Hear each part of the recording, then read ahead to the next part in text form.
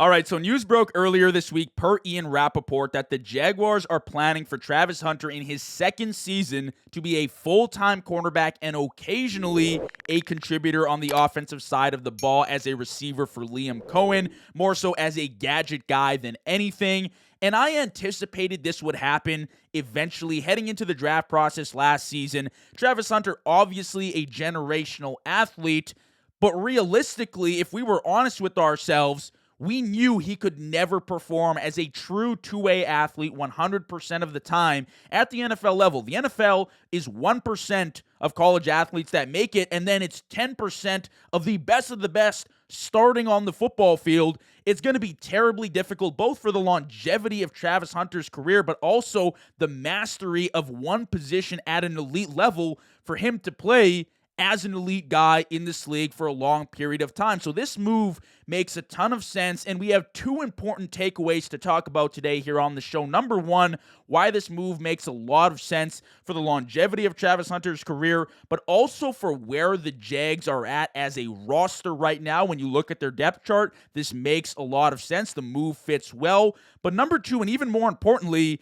the aftermath of this 2025 draft trade where the Jaguars sacrificed a 2026 first-round pick and their 2025 first-round pick to move up to the number 2 spot to select Travis Hunter. My thoughts on that, and was it worth it at the end of the day? Welcome back. It's JV Show. If you love the content, please go ahead, do your thing, like, comment, and subscribe. Your support is always appreciated. Today we're talking the Travis Hunter news, the breaking news from Ian Rappaport that he will be transitioning to a full-time corner position and occasionally a gadget guy on the offensive side of the ball. My first takeaway, and I mentioned it already, is that this move absolutely needed to happen, and it makes perfect sense for the Jaguars and really any other NFL team that if they drafted him, this was the road they would have gone down. It just makes the most sense, especially from mastering an elite position, being an elite player at a position. It's going to be harder to do that. You don't need to be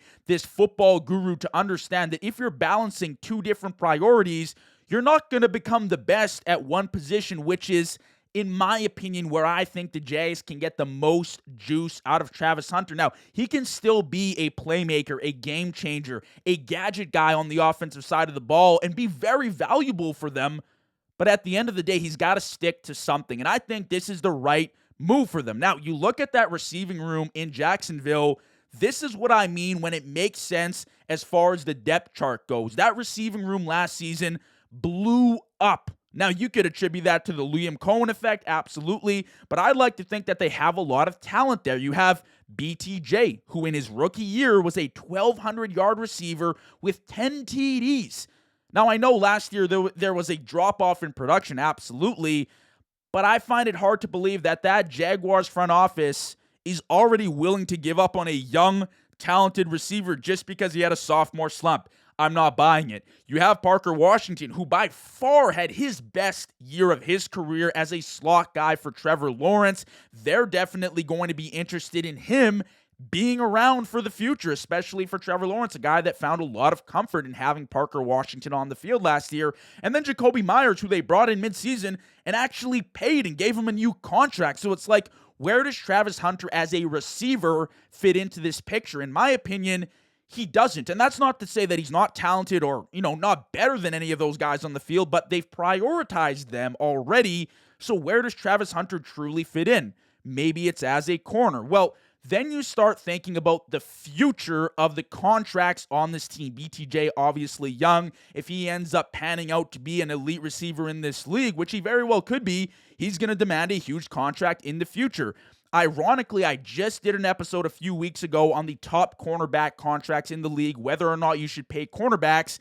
And what you find is that the average salary for the top 10 paid corners in the league is almost $10 million lower per year than the top 10 receivers in the league. Now, I don't know what kind of money Travis Hunter will demand if he is truly an elite corner in this league and pans out to be that guy for the Jags, but I can almost guarantee you that it will be less than if he panned out as a top 5 elite receiver in this league. So from a contract standpoint, it makes a lot of sense as well. Then you look at the secondary and the defensive side of the ball for the Jags, which was really great and a strong suit for them last season. They lost pieces in free agency. Now, they weren't huge pieces. They weren't like gaping holes that you have to figure out right now, but it makes sense that you would like a talent, a former first-round draft pick, an athlete like Travis Hunter in the secondary where you actually need help. Whereas offensively, like I listed, you have 3 legit receivers. You have a top 10 receiving room in the league. You don't necessarily need full-time help there from Travis Hunter. But I think the biggest part of this and the biggest takeaway from this portion of the segment of the episode is that it's just unsustainable to expect a full-time two-way player to be healthy and to be productive for 60 minutes every single game, plus the playoffs, plus the Super Bowl ideally. It's just unsustainable, and it just doesn't make a lot of sense, which is why they're making this move. They're recognizing that, hey, it's not going to work out long-term. We need to make moves that benefit the future of our franchise, contract-wise, depth chart-wise. This makes sense. But now this bleeds into the second aspect, the second part of this episode, of this idea of bringing on Travis Hunter as an early draft pick, which they paid the price for. It's like, well, was the move last year, the trade, worth it for the Jaguars? How do we evaluate the price tag of last year's draft trade to acquire Travis Hunter, number 2 overall? And I'll put that into perspective for y'all right away, but number 2 overall, now as a full-time corner, is kind of crazy. You're expecting a lot. Now, listen, you look at the college athlete, Travis Hunter, the value there that won the Heisman. Travis Hunter, the Heisman Trophy winner, was that he was a generational college player going both ways. That's why he won the Heisman. Genty would have won it if he wasn't a two-way player, but what was the value that he brought to the college team and hopefully to an NFL team is that he was like a 2-in-1. You kill 2 birds with 1 stone kind of deal. You get an elite receiver, an elite DB. That's what he was chalked up to be during last year's draft process. Well, he won't ever be that at the NFL level, and that's not a dig on Travis Hunter. It's just, who expected him to just defy the odds and hop into the NFL and do something that guys have never done? We've seen extraordinary athletes, Deion Sanders, Kyler Murray, guys that have been drafted, top 10 in the NFL and the MLB, still only play one position at the NFL level. So who is this to come into the league, this guy, Travis Hunter, and just automatically be elite at both positions? I didn't see it happening, and this is what's going to happen. He's going to be a full-time player at one position and factor in offensively, right? But then it's like, where is the value? That's my question, because was he the best corner in last year's draft?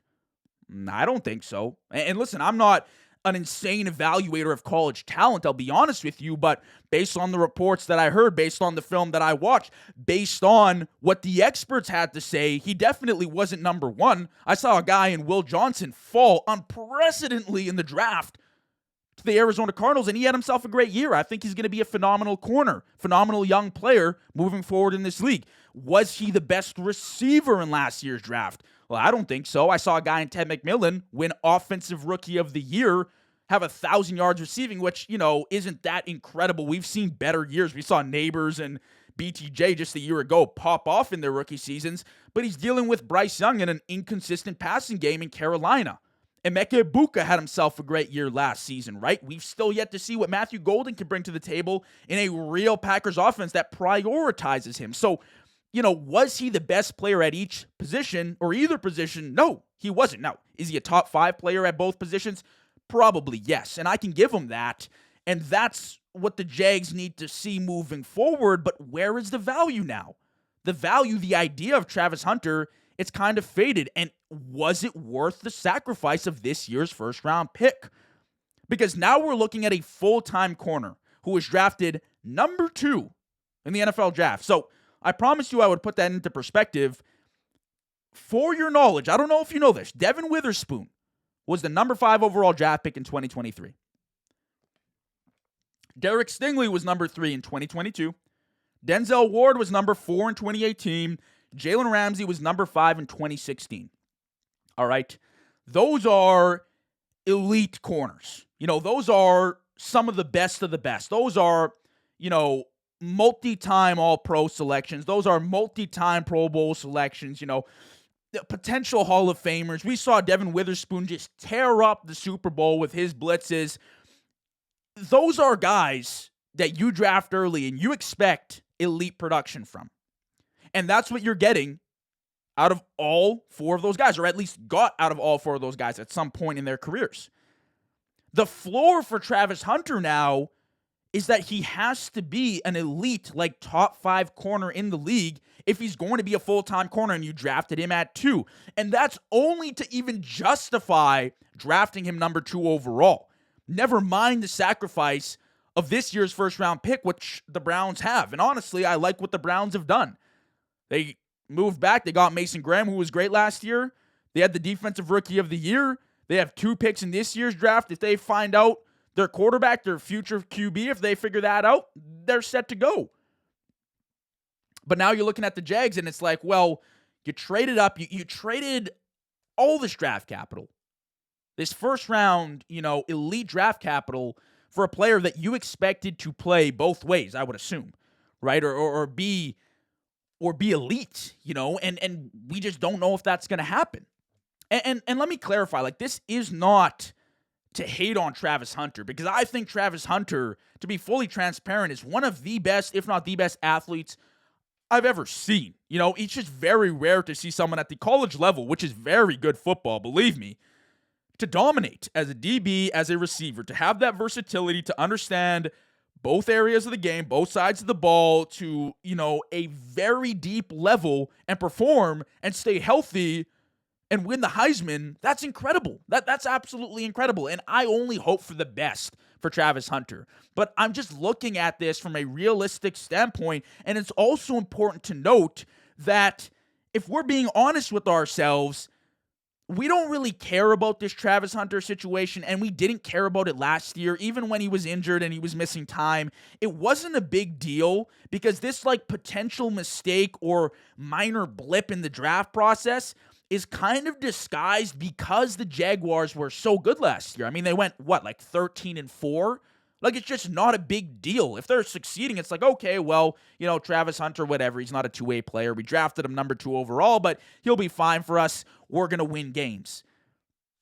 But don't get it twisted. If the Jaguars were a 4 or 5 win team last year, and I know we're playing hypotheticals now, but if they were, there would be a lot more media attention on this story saying, hey, we drafted you to be a two-way player. We drafted someone that we expected to be generational, and we're slowly but surely figuring out that he's not going to be that. And it's not his fault. We just kind of overvalued him as a prospect, I think. So moving forward, it makes sense.